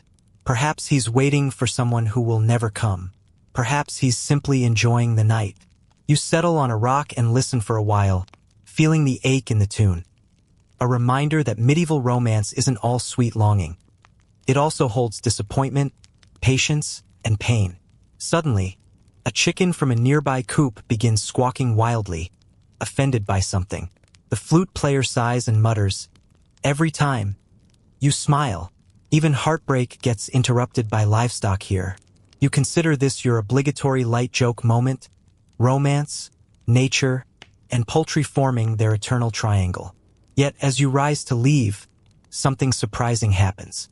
Another flute answers from across the riverbank. A second melody layers itself over the first, tentative, shy, but deliberate. The man freezes. Hope flickers across his face. He continues playing. The second flute follows. They circle each other musically, weaving harmonies through the willow branches. You feel the air shift, warm, alive, trembling with possibility. Whoever plays across the river never reveals themselves, but the two melodies entwine until they become inseparable, two separate voices creating a single, shared truth. That moment alone makes you understand why music so deeply shaped medieval love. Words could deceive or endanger. Gestures could be misread. Letters could be intercepted. But music slipped through every barrier. As the harmonies fade, you step back into the lane, knowing that the next chapter of medieval romance involves another kind of risk. One that has nothing to do with music and everything to do with reputation. Because love doesn't exist in a vacuum, and every choice made, Every tune hummed, every glance cast carries weight. And now, the village is about to reveal just how heavy that weight can become. You step away from the music-laced air and wander back into the dense weave of village life, where the mood feels different, less dreamy, more precarious. Here, reputations hang like lanterns, glowing when tended carefully, extinguished in an instant if mishandled. And in the medieval world, reputation isn't just personal. It's communal, inherited, guarded, and sometimes weaponized. Tonight, you drift into the uneasy landscape where risk, rumor, and honor shape the course of love as powerfully as any emotion beating inside the chest. As you make your way through the village, you notice how quickly people change the subject when someone suspicious walks by. Conversations shiver, redirecting themselves like startled birds. You catch fragments, names, speculations, warnings, all layered with caution. For medieval lovers, danger doesn't always appear as angry fathers or strict curfews. Sometimes it's an entire community's watchful, whispering presence. You stop near a well where two young women speak softly. One looks anxious, twisting the end of her sleeve. "Someone saw us near the barn," she whispers. "Who?" the other asks. "A neighbor's cousin." You understand immediately. The worst kind of witness. Neighborhood cousins are notorious for accidentally seeing everything and accidentally keeping nothing to themselves. The anxious girl sighs, lamenting how quickly a single sighting might snowball into gossip, into suspicion, into formal consequences. A mainstream historical fact flits through your thoughts. In many medieval communities, a woman's honor was directly tied to her family's social and economic standing. Even minor rumors could damage her prospects or disrupt marriage negotiations. Men's reputations mattered too, but women bore the heaviest burden. Watching the nervous girl now, you feel the uneven weight of expectation pressing down on her. You continue walking, passing a baker sweeping flour from his doorstep. Two customers approach him, whisper something hurriedly, and he raises his eyebrows dramatically. The flour on his hands flies everywhere as he gestures in shock, giving the whole conversation the visual effect of an exploding pastry. You resist the urge to intervene, but part of you wants to say, "If you're going to gossip, maybe step away from the flour." The baker, however, seems thrilled to have new material for the morning bread queue. A man hauling firewood pauses beside you and says under his breath, "This village remembers everything." You nod politely, unsure whether he's being philosophical or threatening. He trudges off, leaving behind a trail of wood chips that somehow feel like punctuation marks. Around the next bend, you spot a girl sitting alone beneath a tree, plucking nervously at a torn hem. Her friend arrives moments later, comforting her. Through their conversation, you learn that her reputation has been questioned simply because she walked home late after helping her aunt at the farmlands. One misplaced assumption has become a wildfire. You want to wrap her in a cloak of invisibility, or at least hand her a loud chicken to distract the villagers, since livestock-based scandal prevention seems to work surprisingly well here. A quirky tidbit drifts into memory. In some towns, women wore small golden pins shaped like keys to symbolize purity or integrity. Losing or giving away such a key could spark gossip, regardless of the truth. You imagine a poor girl simply misplacing her key in a haystack, only to wake up to an entire village speculating about her romantic activities. Medieval life seems utterly exhausting. Further ahead, a young man receives a scolding from his uncle for being spotted near the river at night. "What were you thinking?" the uncle huffs. "I was only fishing," the young man insists. "At midnight, there are nocturnal fish," he tries. You nearly choke on a laugh. The uncle does not find this amusing, and the young man trudges away in defeat. Reputation, you realize, isn't just about avoiding wrongdoing. It's also about avoiding suspiciously timed aquatic activity. You move on, letting the morning light guide you.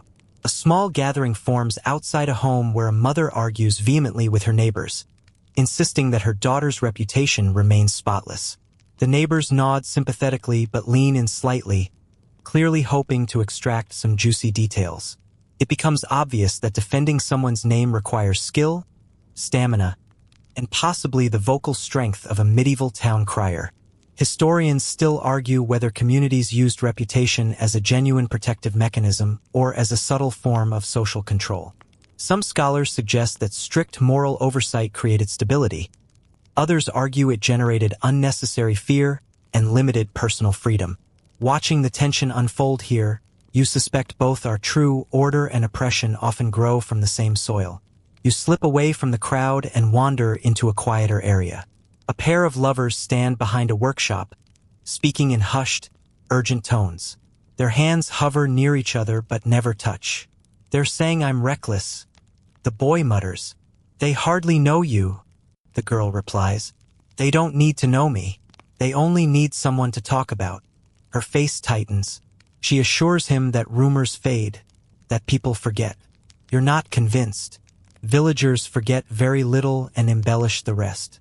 Still, the tenderness between them feels like a shield, thin, fragile, but defiantly held.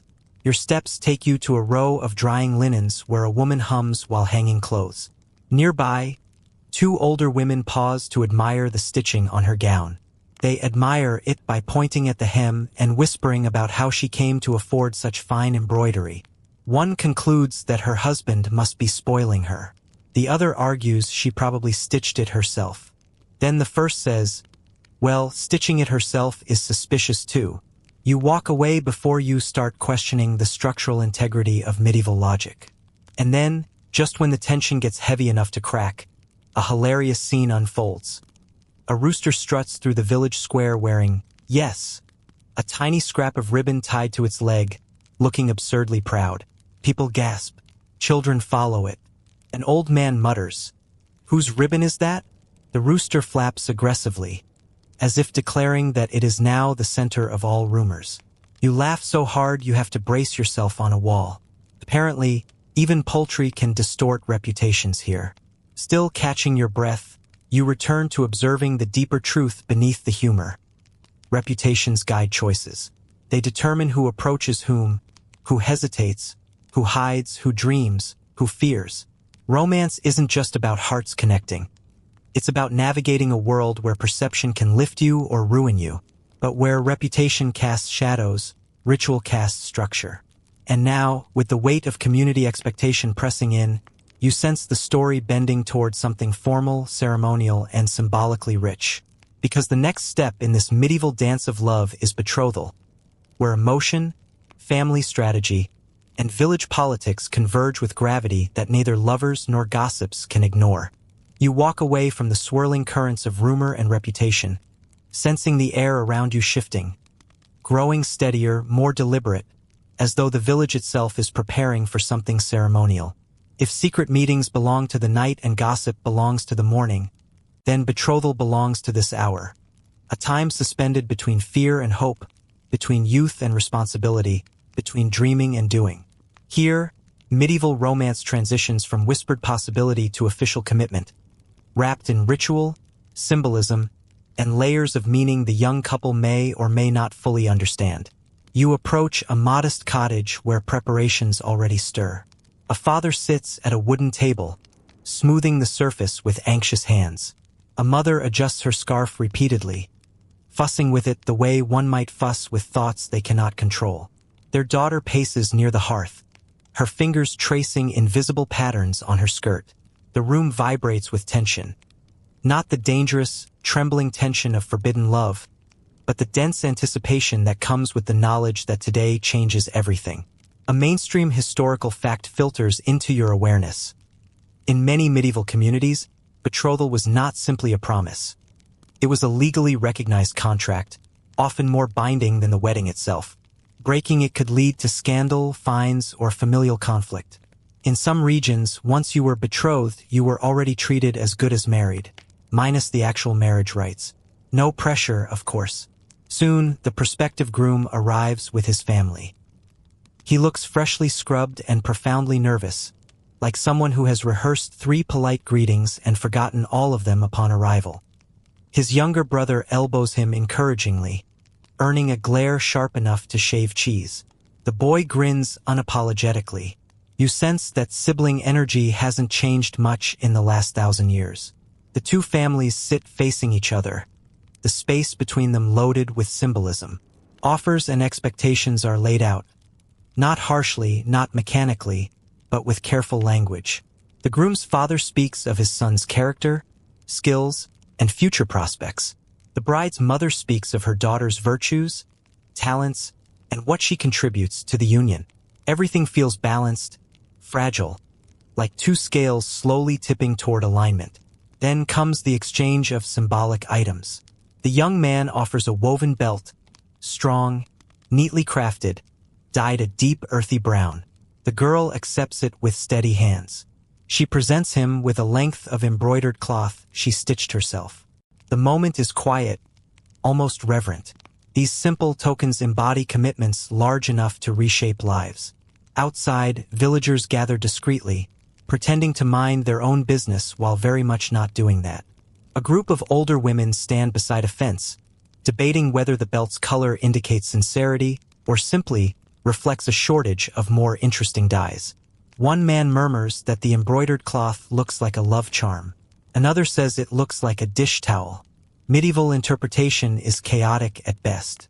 The families continue their discussion, touching on arrangements, inheritance, shared labor, living situation, expectations of conduct.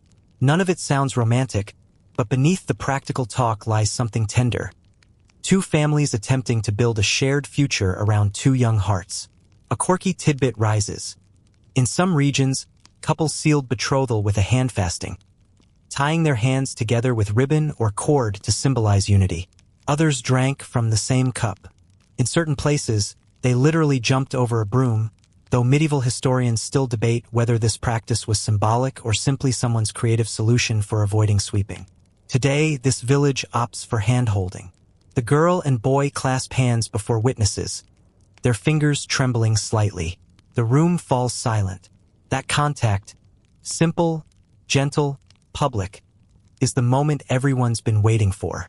You see their shoulders ease, breaths deepen, faces soften, as though both have stepped through a doorway they had only ever peered through before. Outside, a rooster crows loudly, dramatically, as if announcing the union itself. You can't help but smile. Even the animals insist on participating in human milestones here. The groom blinks at the bird, confused. The bride laughs softly. The families interpret this laugh as an excellent omen. Once the agreement is complete, the atmosphere shifts. Tension dissolves, relief blooms, parents relax. The young couple stand closer, not touching, because propriety still hovers, but near enough that their shared warmth becomes palpable. They dare glance at each other fully now, with none of the secrecy that marked their earlier encounters. Their eyes shine not just with affection but with possibility. The families share bread, a customary act symbolizing unity. You receive a piece as well, though the father eyes you suspiciously, likely wondering how you appeared inside his private ceremony. You move along politely, pretending to be very interested in a nearby wooden beam. Outside again, the village hums with discussion. Some speak approvingly, others critically, a few mystified. One old man claims he predicted this match 6 months ago. A woman beside him snorts and says he predictably predicts everything. Their bickering forms a background harmony to the evolving scene. Soon, the couple step outside together, their hands carefully not quite brushing. Their walk across the village green feels ceremonial, though no music plays. Children trail behind them chanting improvised songs about love, goats, and flour sacks, none of which rhyme properly but somehow add charm to the moment. Historians still argue whether betrothal rituals empowered young couples or constrained them. Some say they offered stability, clarity, and support. Others argue that they forced affection into predetermined patterns. But standing here, watching the couple's hesitant joy, you realize both perspectives hold truth. Betrothal is a threshold, part duty, part hope, part bravery. As the couple reach the far end of the village, the girl leans in and whispers something to the boy. His face brightens. He answers softly. Whatever was said, it belongs to them alone. And in a world where so much of their love story has unfolded under watchful eyes, that tiny moment of privacy feels sacred. You sense the next chapter coming. A chapter filled with more ritual, more symbolism, more emotion than any yet. Because if betrothal sets the stage, marriage transforms the world around them. And you are about to step into a medieval wedding day. A celebration stitched from nerves, joy, spectacle, superstition, and 1,000 tiny hopes. You walk with the couple as the village prepares for the event that has been quietly building through every whispered message, every sidelong glance, every embroidered token and nervous meeting. Their wedding day. The air itself seems to tremble with expectation. Sunlight pours over the rooftops like warm honey, catching on ribbons, garlands, and freshly swept doorways. This is no ordinary morning. It is ceremonial, momentous, humming with both joy and the slightest undercurrent of dread. Because a medieval wedding is not simply a celebration. It is a binding, a public declaration, a spiritual contract, and a community performance all at once. You step into the bride's family home first. Inside, the energy is electric. Her mother briskly adjusts her daughter's sleeves, smoothing imagined wrinkles for the 10th time. Aunts flutter around offering advice, some helpful, some questionable. A young cousin insists that if the bride sneezes before the ceremony, it's a sign of good luck. You're not sure where that came from, but the girl says it confidently enough that everyone nods. Meanwhile, the bride stands still, breathing slowly, her hands clasped tightly in front of her. Nerves dance beneath her calm expression. A mainstream historical fact rises in your mind. Medieval weddings often occurred at the church doorway rather than inside. The ceremony was public, not only because marriage was a community affair, but because witnesses were essential. Without witnesses, the vows held no weight. This public nature explains, in part, why reputation has hovered so heavily throughout this world. Every marriage is a village event, not merely a private promise. Outside, the groom paces near the well, looking simultaneously hopeful and faintly nauseated. His brother nudges him repeatedly, offering encouragement like, "You'll do fine, don't faint. And if you faint, faint to the left so you don't hit the stone trough." Very supportive. The groom groans but continues pacing. He smooths his tunic, checks his boots, then mutters something about wishing weddings could be conducted by letter. You sympathize. Letters at least don't involve crowds staring at you. As preparations continue, the entire village comes alive. Neighbors carry baskets of bread, pitchers of small beer, platters of berries. Children run through the lanes with leftover ribbons from last night's festival, tying them to fence posts, goats, each other, whatever moves slowly enough. One child manages to tie a ribbon around a rooster's tail. The rooster, now colorful and morally offended, stalks through the square like a feathery omen of chaos. You consider intervening but decide this is a problem for future villagers.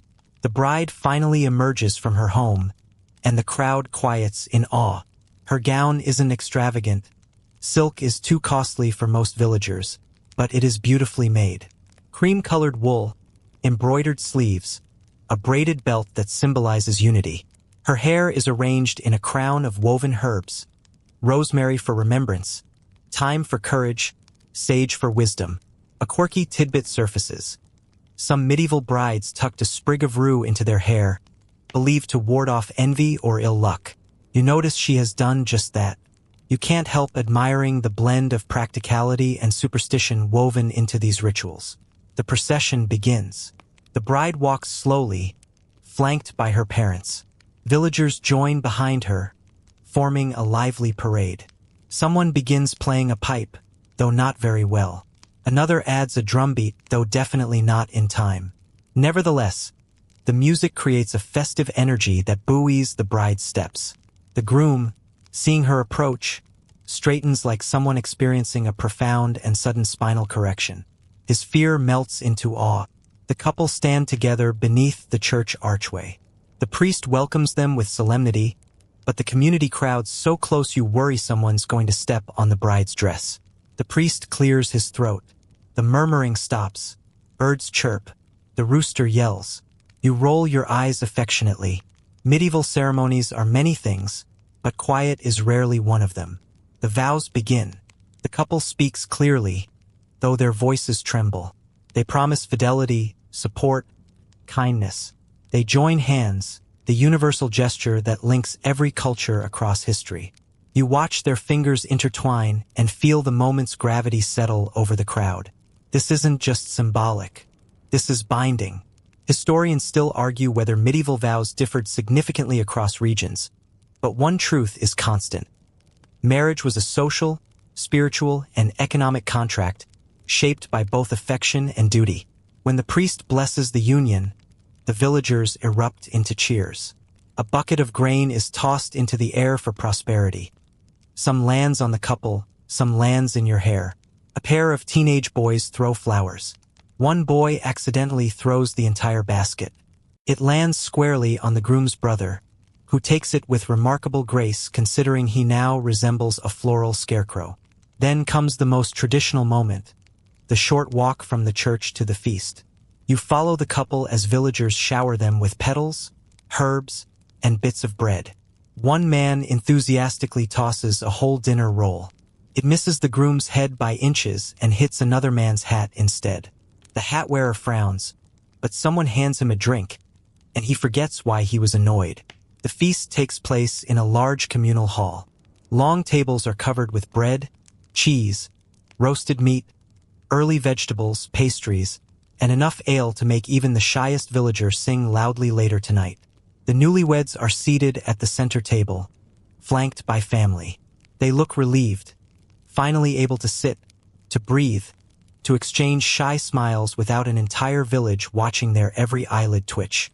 As the meal progresses, toasts rise, some heartfelt, others overly enthusiastic. A man stands to deliver a speech, only to become so emotional that he forgets his words and sits down again, muttering, "Never mind. They know what I meant." A woman sings a wedding blessing in a wavering voice that nevertheless fills the hall with warmth. Children sneak pastries. Dogs lurk under tables, optimistically waiting for scraps. You watch all of it with a sense of charming chaos. And yet, beneath the merriment lies a solemn truth. This ceremony marks a turning point in their lives. The weight of duty now balances the lightness of affection. Marriage binds not only two people but two families, two futures, two sets of expectations. And the couple must now navigate this terrain together, protected by the same community that watches them, judges them, and celebrates them. By the time the sun dips low, laughter fills the hall. The groom finally relaxes. The bride beams. You feel the softness of the moment settle around you like a warm blanket. And as you watch them stand together for the final time that day, hand in hand, you sense the story drifting toward its final chapter. Because behind the ceremony lies the real mystery. What happens after the vows? When the music fades, the feast ends, and the couple must build a life together in a world still full of shadows, risk, love, and longing? That answer waits quietly in the next section.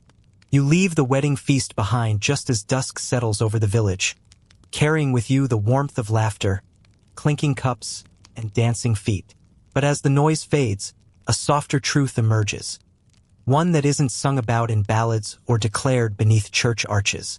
The real story of medieval love begins after the vows, when celebration gives way to the rhythms of daily life. Tonight, you walk gently into that quieter world, witnessing how couples navigate the balance between hope and hardship, affection and responsibility, tenderness and tradition. The newlyweds step out of the communal hall into the cool evening air. Their hands touch, not tentatively, not furtively, but with growing confidence. Marriage grants a strange new freedom, the freedom to be seen together openly. No more sneaking between barns, no more decoding threads or ribbons, no more avoiding suspiciously talkative neighbors. Yet that freedom comes with new complexity. Instead of hiding affection, the couple must now learn how to sustain it while weaving themselves into the fabric of their families and community. You follow them to the groom's family home, where a few final rituals await. His mother greets the bride with a symbolic gift, a small loaf of bread. For nourishment, she says. His father offers a candle. For guidance, a mainstream historical fact surfaces. In some medieval regions, Families exchange tokens representing shared responsibility: bread for sustenance, salt for preservation, light for clarity.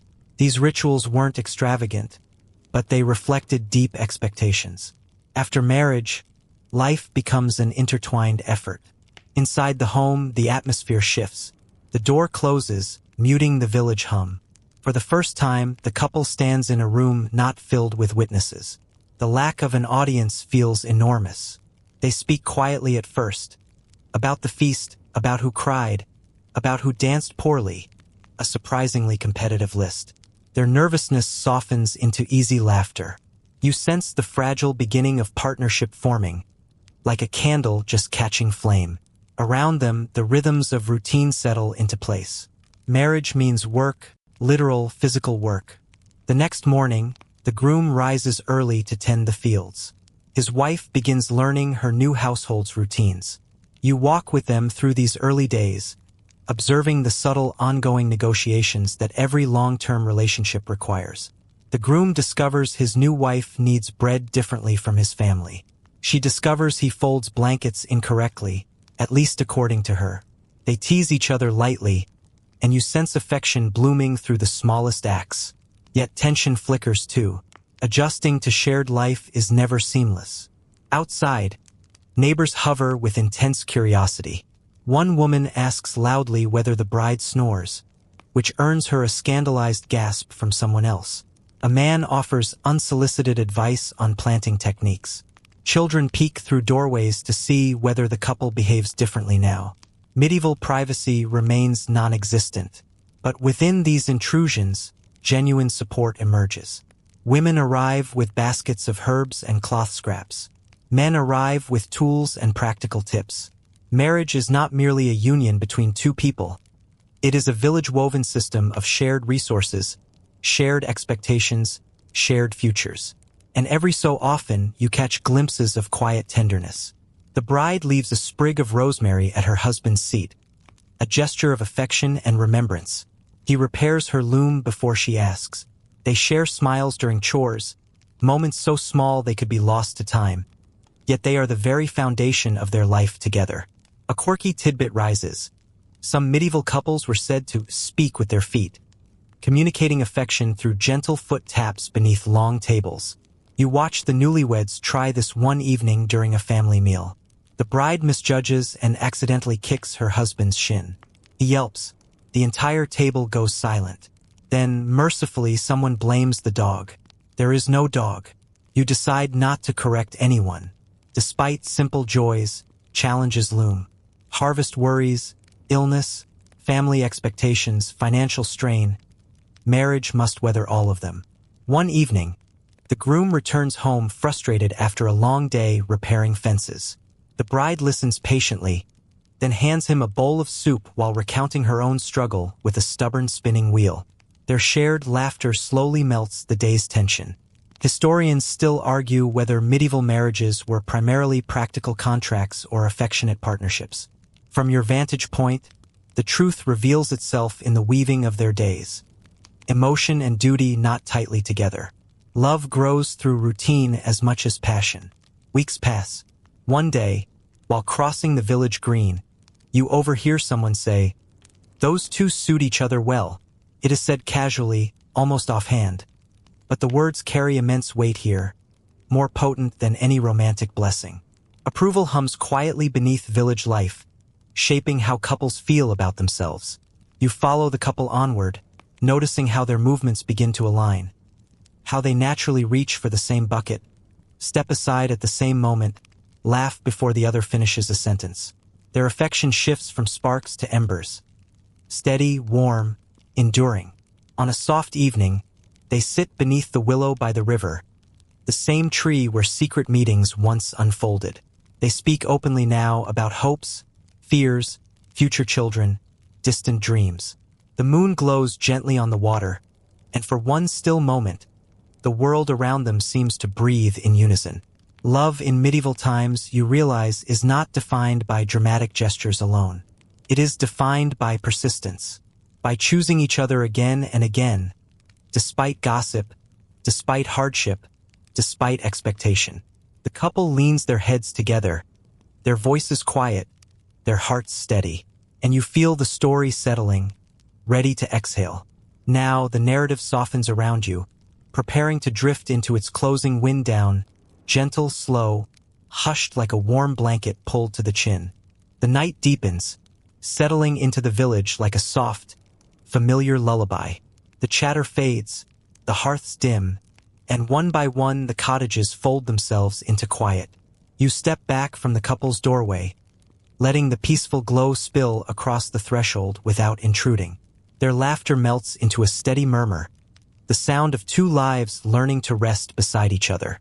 The air drifts warm and slow, carrying the scent of wood smoke and the gentle rustle of leaves. You breathe in deeply. The world feels softer now, its hard edges smoothed by the rhythm of evening. Even the stones beneath your feet seem to settle, holding the day's stories with patient familiarity. A lantern flickers in a window. A distant owl calls once, then falls silent. Everything around you stretches into longer, quieter lines, just as your own thoughts begin to loosen, floating gently like petals drifting down a calm stream. As you walk away from the village center, the path becomes faint, wrapped in a tender silver glow from the rising moon. Each step grows easier, lighter, as though sleep itself is guiding you forward. The voices of the day recede, replaced by a soft, steady hush that gathers in your chest. You feel yourself slowing, softening, drifting. Let the story linger behind your eyelids now. The music, the whispers, the rituals, the courage of young hearts learning to love in the shadows and in the light. Let it settle like feathers drifting into place. And as the final quiet envelopes you, allow your breath to ease into a calm, gentle rhythm. The village fades, the night deepens, and sleep, warm and waiting, rises to meet you.